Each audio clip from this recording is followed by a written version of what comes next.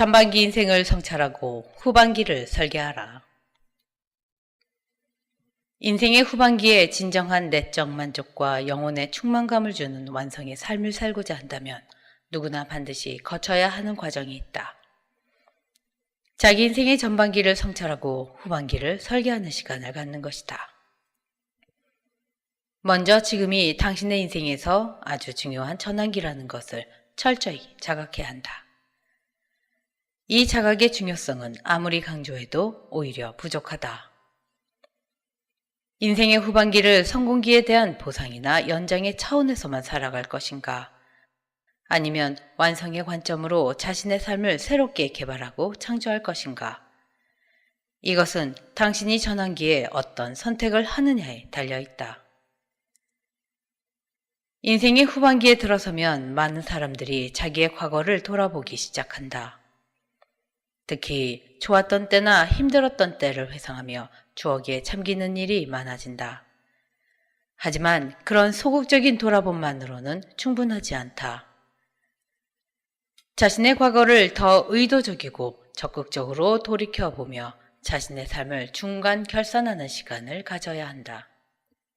그렇게 하는 이유는 다시 새로운 마음과 목표를 갖고 자신의 완성기를 더 충실하게 설계하기 위해서이다. 나이가 30만 되어도 알 것이다. 해가 바뀐다고 해서 새로움이 절로 오는 것은 아니라는 것을. 나이가 한 살 더 먹었다고 삶의 변화가 그냥 찾아오는 것은 아니다. 자연의 순환에 따라 해가 바뀌고 계절이 바뀌지만 그런 변화에 의미를 부여하고 새로움을 선택하는 것은 자기 자신이다. 당신이 지난 한 해를 통해 무엇을 배웠고 그 교훈을 앞으로의 삶에 어떻게 적용할지 성찰해보지 않으면 한 살 더 먹는다고 해서 더 지혜로워지는 것은 아니다.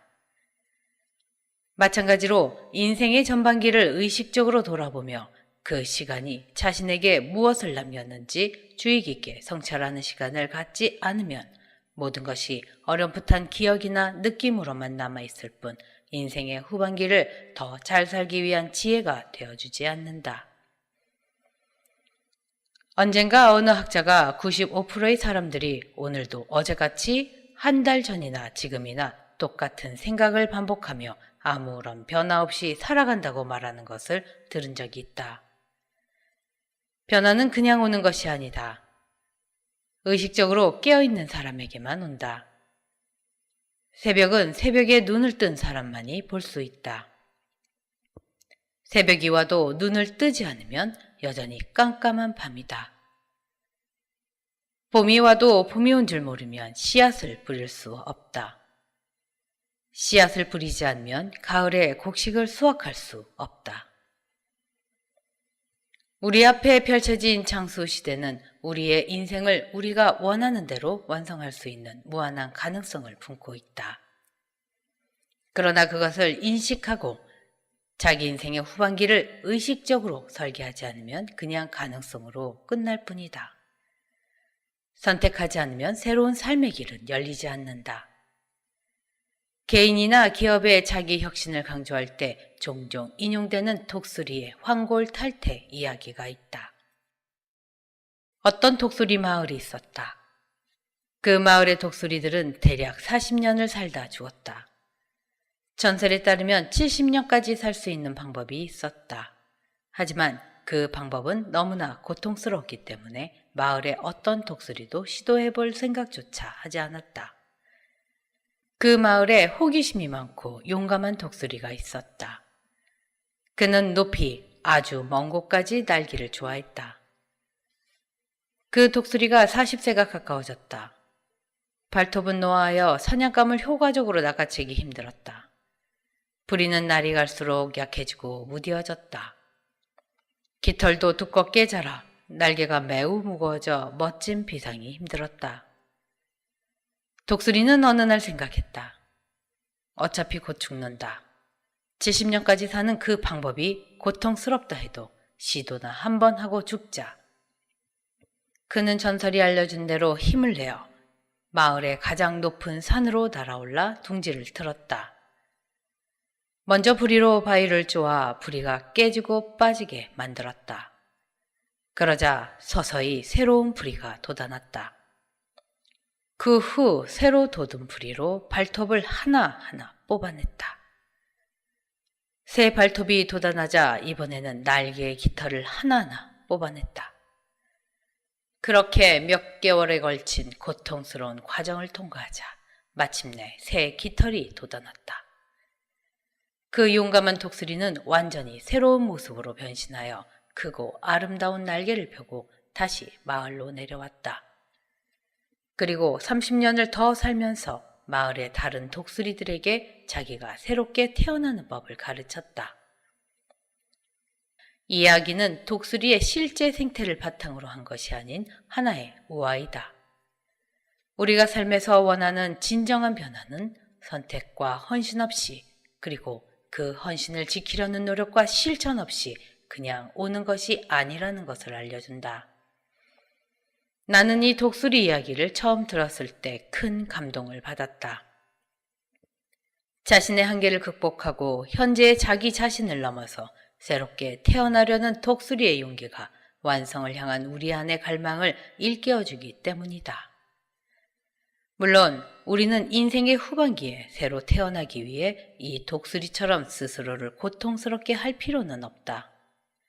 하지만 자신의 인생을 차분하게 돌아보면서 자신의 참모습을 덮고 있던 것들을 기꺼이 다 털어내려는 용기를 가져야 한다.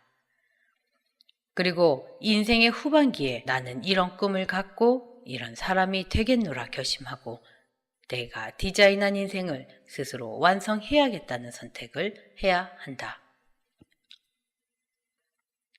당신의 인생 스토리를 다시 써라. 지금까지 살아온 당신의 인생을 돌아보는 방법은 여러 가지가 있다. 당신의 인생을 10년 단위로 나누어서 각 시기에 어떤 중요한 일이 있었는지를 떠올려 볼 수도 있다. 혹은 초등학교, 중학교, 대학교, 직업을 갖기 시작했을 때, 가정을 꾸릴 때, 자녀가 태어났을 때, 자녀가 결혼했을 때 등 자신에게 의미가 있었던 생애 단계별로 어떤 일이 있었는지를 떠올려 볼 수도 있다.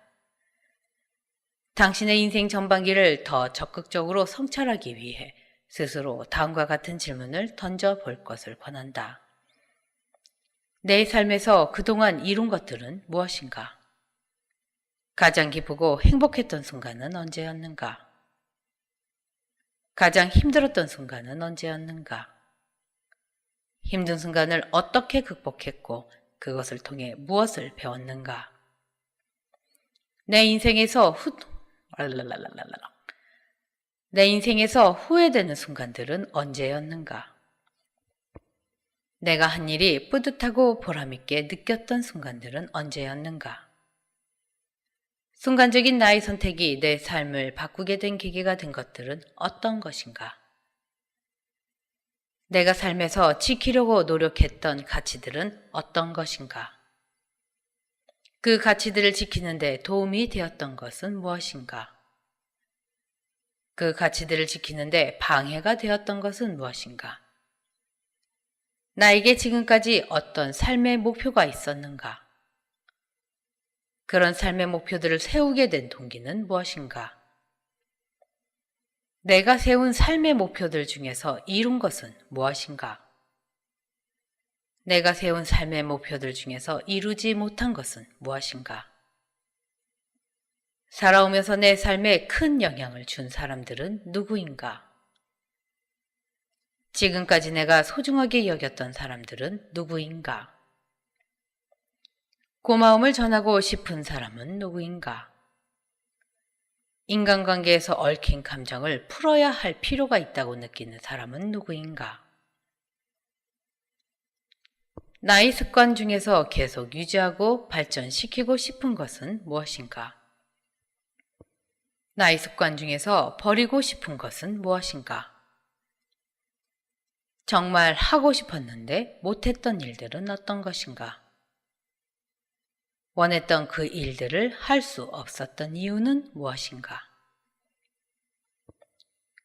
위 질문에 관해 당신의 생각을 가능하면 글로 적어보라. 머릿속으로 생각만 하기보다는 글로 정리해보면 엉킨 실타래가 풀리듯 머릿속에 맴돌던 생각들을 명료하게 정리하는 데 도움이 될 것이다. 인생을 돌아볼 때 중요한 것은 인생의 스토리가 완성의 삶을 살아가는데 실질적인 도움이 되고 긍정적인 에너지가 되는 방향으로 정리를 해야 한다는 점이다. 과거의 스토리가 혼란이나 상처, 절망으로 남아 당신의 발목을 잡게 해서는 안 된다. 과거는 자신의 오늘과 미래를 밝히고 강하게 만드는 원동력으로 활용해야 한다.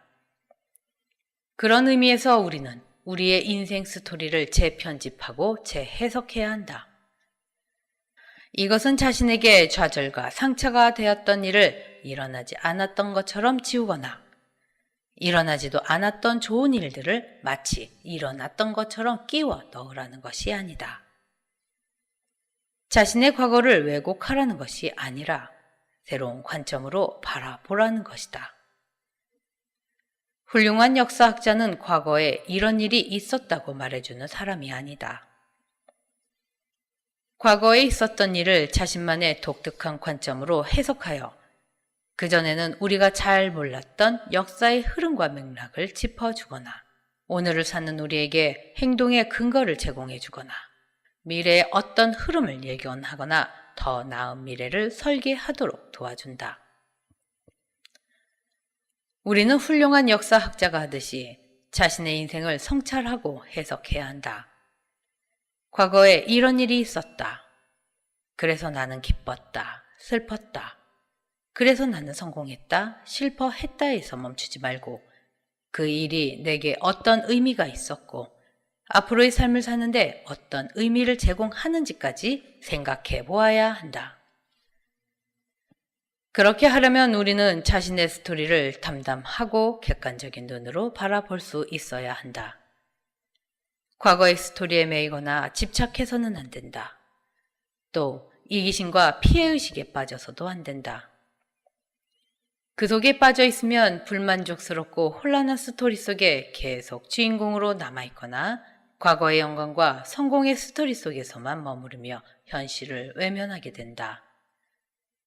우리에게 많은 감동과 영광과 용기를 주는 사람들은 모두 자신의 인생 스토리를 스스로 재해석하여 다시 썼던 사람들이다. 그들은 실패와 절망이 없는 삶을 산 사람들이 아니다. 비참한 환경 속에서 수많은 좌절과 역경을 겪은 사람들이 더 많다. 그들은 자신의 역사 앞에 서서 나에게 이런 일이 있었다에서 멈추지 않고 그럼에도 불구하고 나는 이렇게 되겠다 하거나 나는 이것을 배웠고 이 배움을 바탕으로 이렇게 나아가겠다는 스토리를 선택하고 그 스토리를 통해서 스스로 일어난 사람들이다. 스스로 자기 운명의 주인이 된 사람들이다. 그 일례를 소개한다. 오스트리아 비엔나에서 저명한 유태계 정신과 의사였던 37세의 빅토르 프랑클은 1942년에 아내와 부모님과 함께 아우슈비츠의 나치 강제 수용소로 끌려갔다. 3년 뒤 전쟁이 끝나 수용소가 해방되었을 때 당시 임신 중이던 그의 아내와 부모님, 가족의 대부분은 나치에 살해당했고 프랑클린은 살아남았다.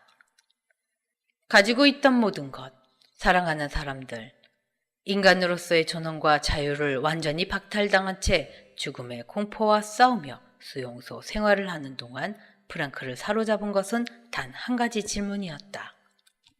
자신의 환경을 전혀 통제할 수 없고 고통만 지속되는 이런 상황 속에서도 인간이 계속 살아야 할 이유가 있을까? 그의 결론은 예스였다.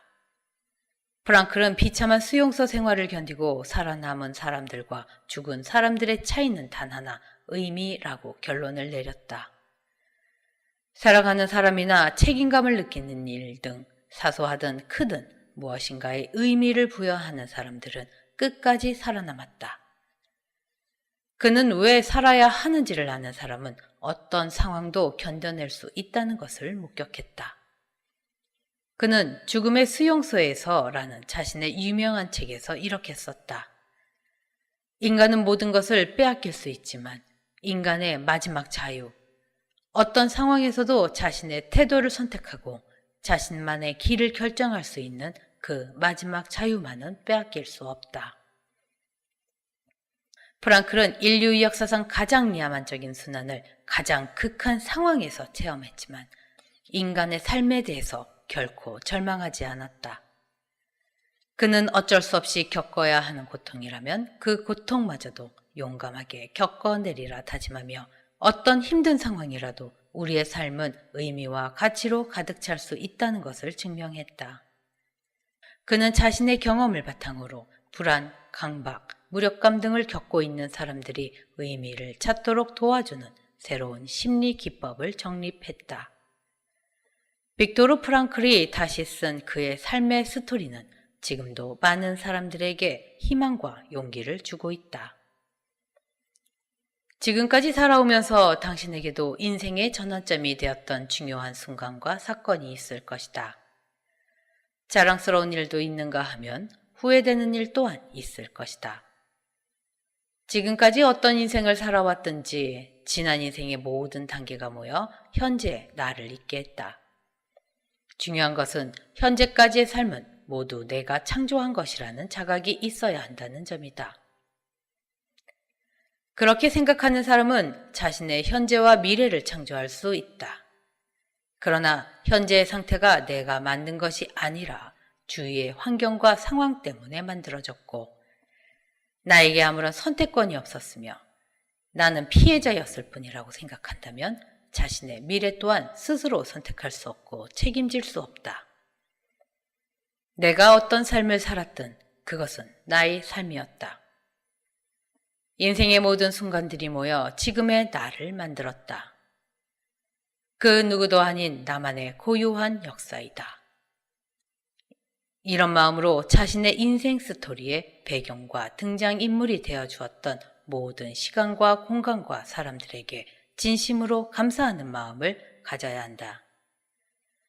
무엇보다 삶의 그 모든 순간들을 헤치고 지금의 다다른 자신을 사랑하고 스스로에게 감사해야 한다. 그동안의 삶이 나에게 준 모든 가르침을 겸허하게 받아들이며 인생 전반기의 스토리를 걸음삼아 후반기의 스토리가 아름답게 꽃필 수 있도록 만들어야 한다. 우리는 삶의 어느 순간에나 운명의 주인으로서 스스로 자신의 삶을 선택하고 계획하며 실천하는 주체적인 삶을 살아야 한다. 하지만 이것이 세상 모든 일이 자기가 원하는 대로 다 된다는 뜻은 아니다.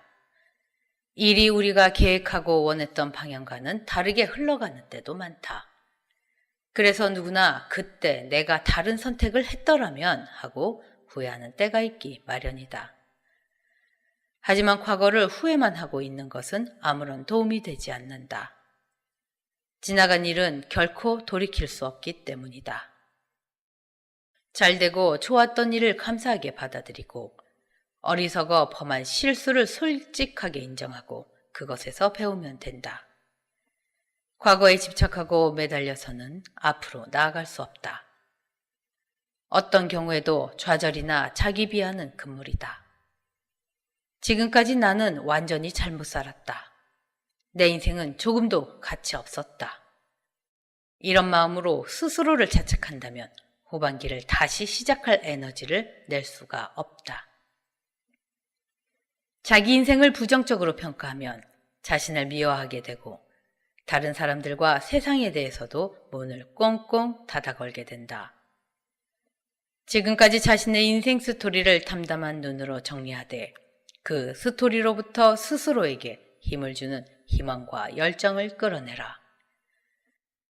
앞으로 당신이 창조할 후반기의 스토리에 새로운 에너지가 되게 하라. 어느 95세의 노인의 고백. 인생의 후반에 관한 설계는 일찍 시작하면 할수록 좋다. 가장 바람직한 것은 10대 때부터 인생은 자기 완성의 과정이며 성공은 그 과정으로 가는 길에 있는 가치의 하나일 뿐 유일한 것이 아니라는 인식을 갖는 것이다. 인생에 대해 그렇게 성숙하고 긴 안목을 가진 사람은 성공기에도 환경에 휩쓸리지 않는 자기 철학과 진실을 가지고 살아갈 수 있다. 40대에는 노년을 어떻게 보내고 싶은지 미리 그림을 그려볼 수 있다. 늦어도 50대에는 자신이 인생의 후반기를 어떻게 살아갈지에 관해 방향성을 정하고 자신이 선택한 인생을 살기 위한 구체적인 준비를 해야 한다. 그러한 설계가 있느냐 없느냐에 따라 은퇴 후의 생활은 완전히 달라질 수 있다. 보통 은퇴할 나이에 은퇴하지 못하고 생존을 위해서 저임금을 받고 잔 일을 계속해야 하는 사람들이 많다.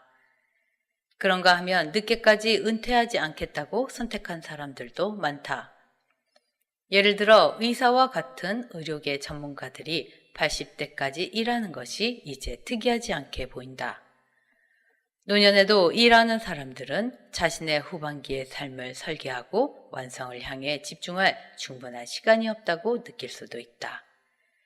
그런데 그것은 꼭 은퇴를 해서 많은 시간이 확보되어야만 할 수 있는 것도 아니고 하루 종일 수련이나 명상을 해야만 되는 것도 아니다. 완성을 향한 삶의 핵심은 매 순간순간을 임하는 자신의 태도이다. 즉, 자신이 하고 있는 일들과 마주치는 사람들을 어떤 태도로 대하는가이다.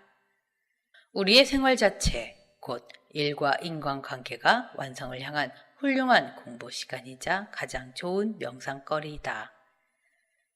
이런 관점에서 긍정적으로 생각하면 노년에 아무런 할 일이 없이 지내는 사람들보다 일을 하는 사람이 더 활력있고 의미 있는 삶을 꾸려나갈 수 있다. 한 가지 주의할 것은 일에만 지나치게 편중되지 않도록 일과 개인의 삶을 적절히 분배해 균형을 잡는 것이 필요하다. 설계도 없이는 아무리 노련한 건축가라도 훌륭한 건물을 지을 수 없다.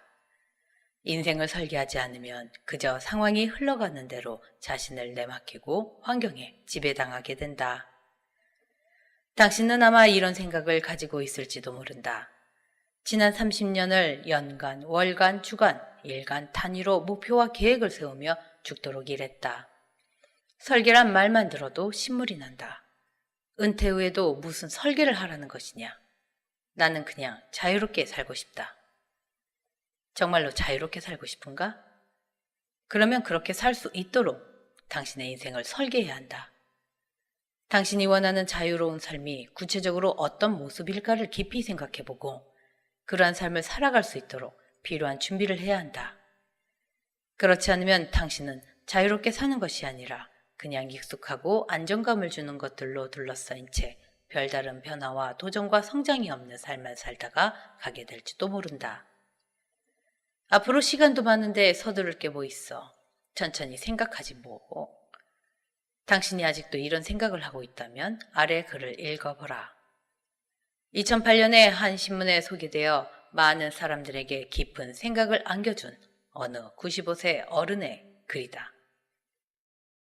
나는 젊었을 때 정말 열심히 일했습니다. 그 결과 나는 실력을 인정받았고 존경을 받았습니다. 그 덕에 65세 때 당당한 은퇴를 할 수 있었죠. 그런 내가 30년 후인 95살 생일 때 얼마나 후회의 눈물을 흘렸는지 모릅니다.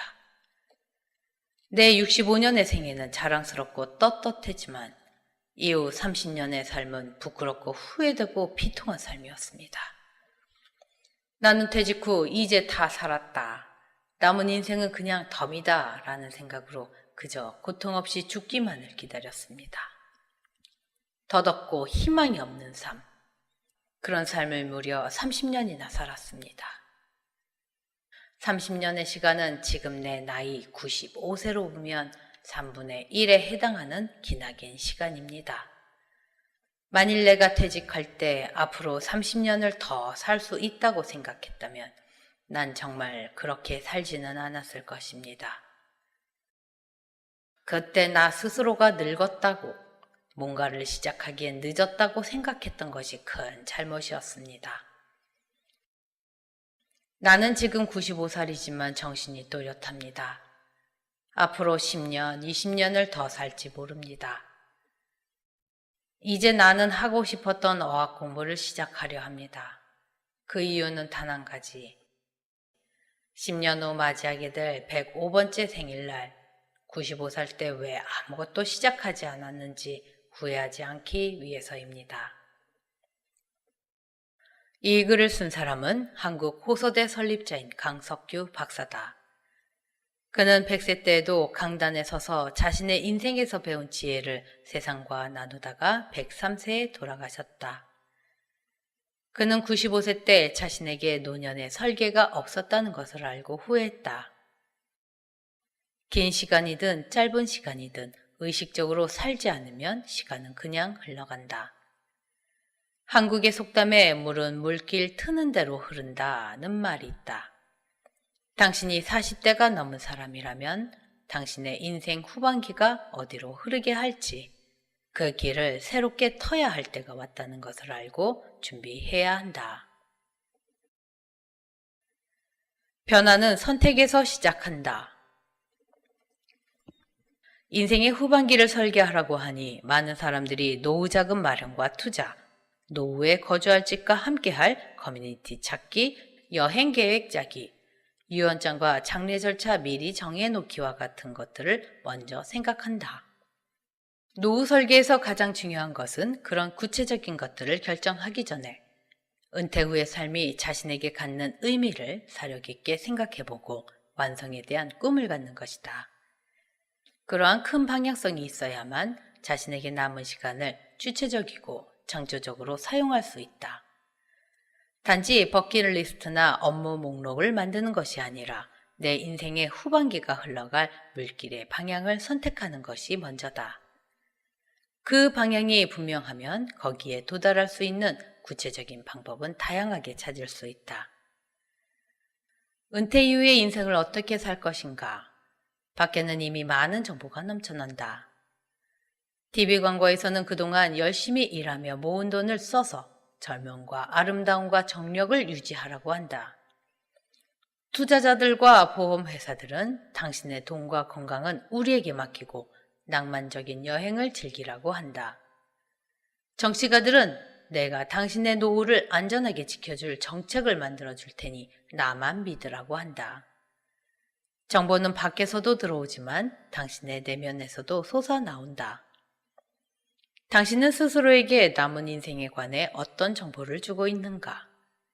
당신 스스로에게 앞으로의 시간에 관해 어떤 메시지를 보내고 있는가?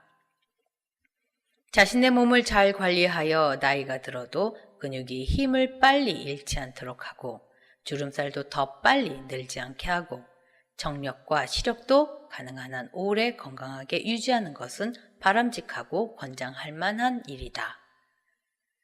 노년을 더 활기차게 보내기 위해 현대의학을 적극적으로 활용하는 것도 좋다. 그러나 우리의 몸은 아무리 잘 관리해도 시간이 가면 늙는다. 세상에 변화하지 않는 것은 없다. 우리의 몸도 예외가 아니며 자연의 이치에 따라 늙어가는 몸을 기꺼이 받아들이는 것 또한 지혜이다. 그러나 우리에게는 영원히 늙지 않는 것이 있다. 인간의 내면에서 솟아오르는 위대한 정신, 자유롭고 창조적인 의식은 나이가 들어도 늙지 않는다. 이것은 삶의 마지막 순간까지 우리에게 나는 누구인가를 묻게 하고 시간을 의미 있고 가치 있게 쓸 수 있도록 우리를 독려하고 체크한다. 자신의 영혼을 만나고 그 영혼이 안내하는 대로 살아가는 사람은 환경의 노예가 되지 않는다. 그는 자신의 운명의 주인이 된다. 건강하고 행복한 노년을 위해 우리에게 가장 필요한 것은 노후 설계를 도와줄 재정 전문가나 운동 프로그램과 다이어트 식단을 짜줄 코치가 아니다. 우리에게 가장 필요한 것은 우리 내면에서 우러나는 목소리, 자신의 영혼에 귀를 기울이고 과연 나는 어떻게 살고 싶은지, 어떤 사람으로 살아가기를 원하는지 찾아내고 선택하는 것이다. 내가 진정으로 원하는 삶은 무엇인가? 당신 스스로에게 끊임없이 물어라. 세상이 정해준 답이 아니라 당신의 영혼이 원하는 인생이 무엇인지를 찾아야 한다. 자신의 머리에 물어보는 것이 아니라 가슴에 물어보아야 한다. 정말로 내 가슴 속에서 간절히 원하는 것이 무엇인지, 어떤 삶이 내 영혼이 진정으로 기뻐할 삶인지 묻고 또 물어야 한다. 눈을 감고 자신의 가슴 속의 느낌을 따라 내면으로 들어가다 보면 어느 순간 그 답을 찾을 수 있다. 그 답을 찾았다면 소중하고 새로운 시간을 당신이 정말로 원하는 꿈을 이루기 위해 최선을 다해 살겠다고 결심하라. 어떤 변화든 선택에서부터 시작된다. 때로는 우리가 통제할 수 없는 인생의 폭풍과 파도로 인해, 때로는 우리의 게으름이나 두려움, 습관 때문에 여러 번 실패할 수는 있다. 그러나 진심으로 선택하고 포기하지 않고 행동하면 자신이 원하는 인생에 한 걸음씩 가까워진다. 선택할 수 있다는 것, 이것은 정말로 귀중한 일이다. 아무리 크고 힘들어 보이는 변화라도 선택하고 결정하는 것에서부터 시작된다. 어떤 환경에 있든지 내가 그 환경에 처한 것 자체를 바꾸기는 힘들 수 있지만 그 환경을 조금이라도 나은 것으로 만들 수 있는 선택은 내가 할 수 있다. 나이가 들면 우리는 쇠약해지는 몸, 은퇴, 이별 등 새로운 환경의 변화를 맞이하게 된다. 많은 사람들이 그러한 변화를 제약과 한계로 받아들이고 자신이 아무것도 할 수 없다는 생각에 의기소침해진다. 우리를 아무것도 할 수 없도록 만드는 환경이란 없다. 우리의 영혼이 깨어있는 한 우리는 어떤 환경에서도 변화를 선택하고 창조할 수 있다. 우리는 저마다의 인생의 선장이다.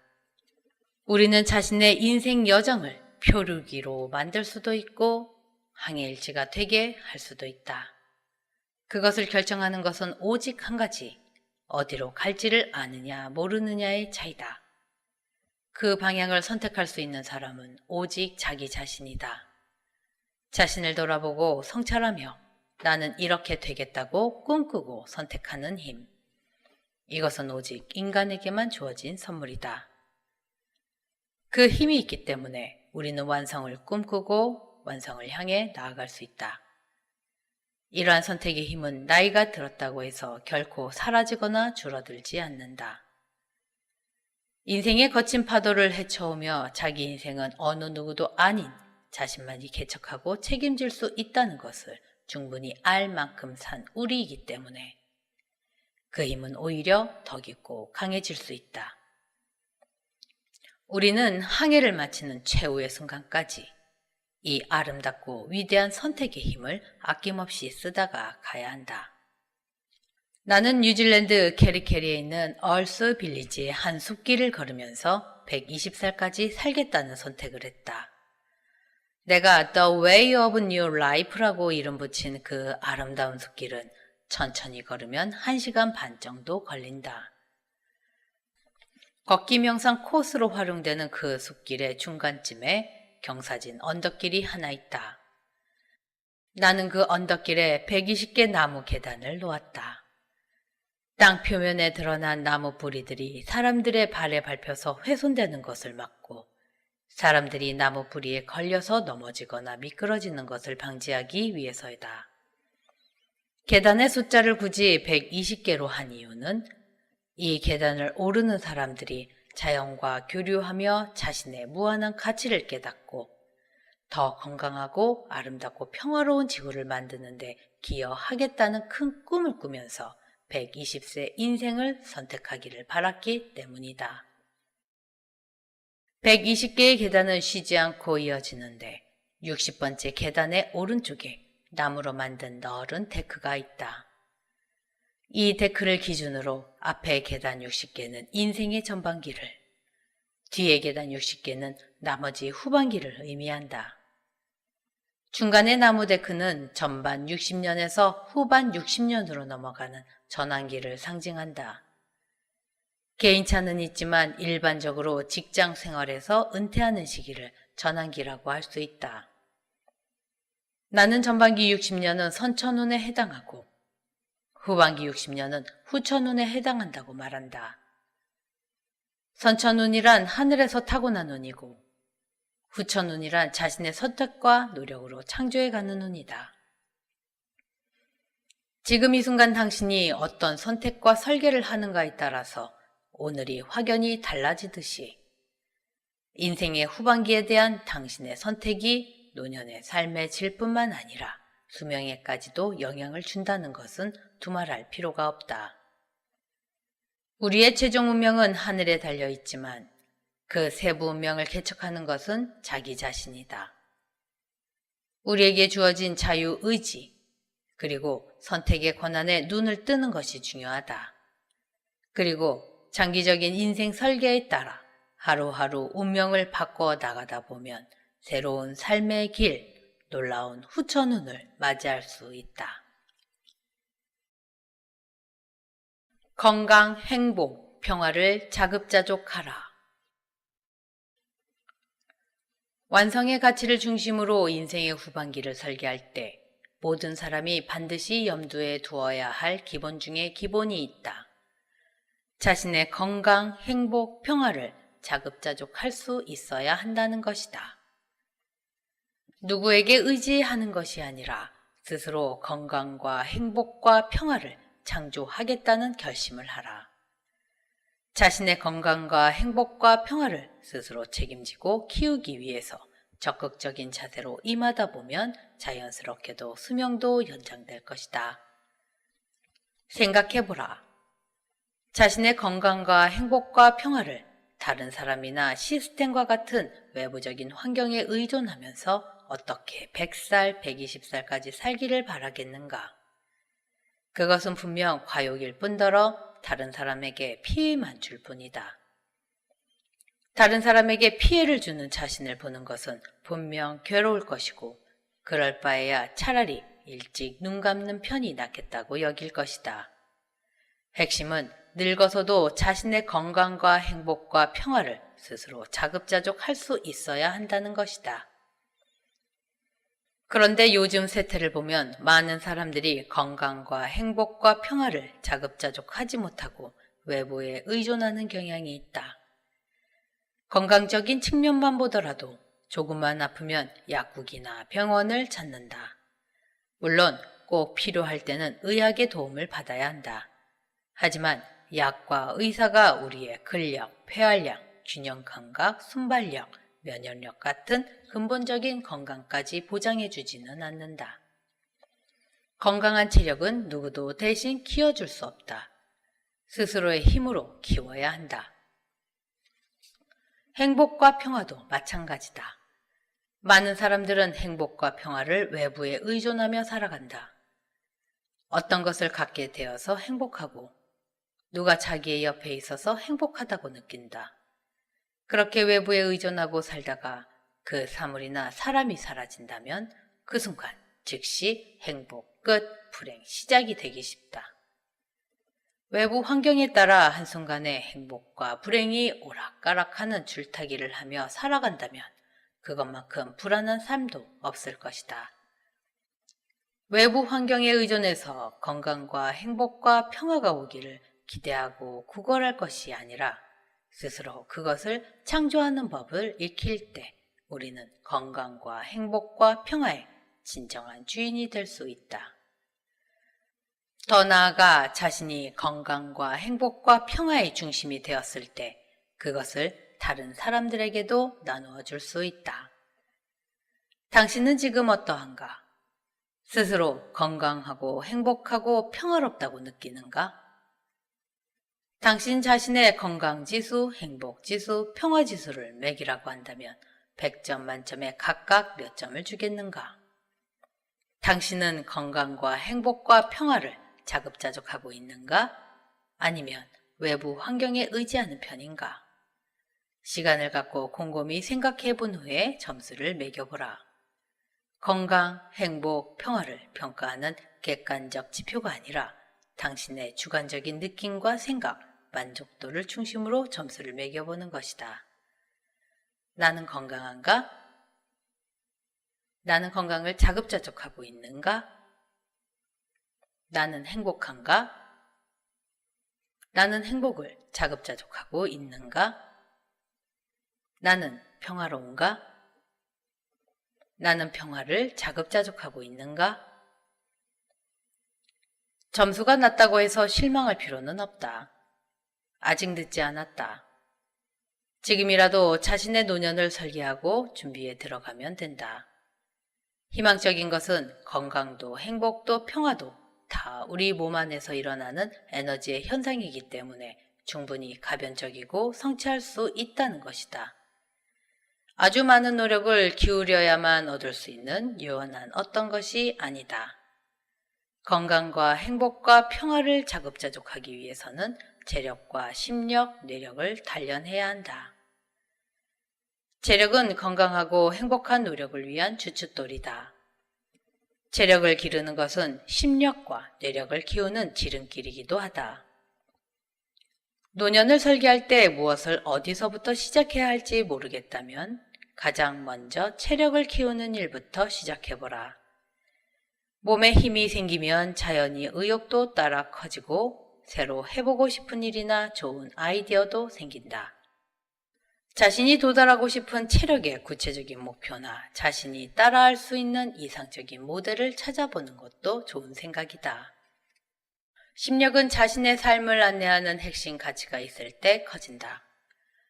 영혼과 양심에 따라 말과 행동을 선택하고 자신 안에 있는 긍정적인 인격적 자질들을 완전하게 드러내기 위해 노력하며 성숙하고 어른스러운 정서를 갖춘 상태이다. 마음의 힘도 체력과 마찬가지로 쓰면 쓸수록 커진다. 심력은 관계를 통해서 길러지는 힘이다. 우리 내면의 포용력, 연민, 이해, 용서와 배려 등도 체력과 같이 훈련하면 커진다. 가족이나 친구 등 가까운 인간관계, 우리가 속한 공동체는 훌륭한 심력의 훈련장이다. 뇌력의 핵심은 창조력이다. 지식을 많이 가지고 있다고 해서 뇌력이 강한 것은 아니다. 뇌력은 통찰력과 지혜를 활용해서 나와 세상에 도움이 되는 무엇인가를 창조할 수 있는 힘이다. 비료는 발명의 어머니라는 말이 있다. 뇌력의 특징인 창조력이 어떻게 발현되는지를 너무나 잘 표현한 말이다. 창조력은 자신과 사물, 세상에 대한 관심과 애정, 호기심에서 나온다. 애정을 갖고 자기 자신과 주위를 주의 깊게 살피면 고칠 것, 개선할 것, 필요한 것에 대한 아이디어가 생기게 마련이다. 이 아이디어를 의지와 집중력을 가지고 실행에 옮길 때 그것이 창조로 이어진다. 완성의 삶은 체력, 심력, 뇌력을 길러 건강, 행복, 평화를 자급자족하는 것에서 시작한다.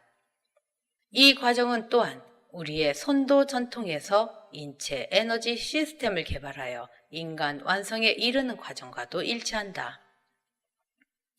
아랫배에 있는 하단전이 충분히 발달하면 다부진 체력이 길러지며 육체의 생명 에너지가 강화된다. 가슴에 있는 중단전이 발달하면 심력이 커지며 사랑, 포용, 공감력 등이 발현된다. 머리에 있는 상단전이 발달하면 뇌력이 커지며 통찰력과 사물의 이치에 대한 이해, 지혜가 발달한다. 다음 장들에서 건강과 행복과 평화를 자급자족하면서 완성을 향한 아름다운 노년을 설계하고 영위하는 데 도움이 되는 구체적인 방법들을 소개하겠다.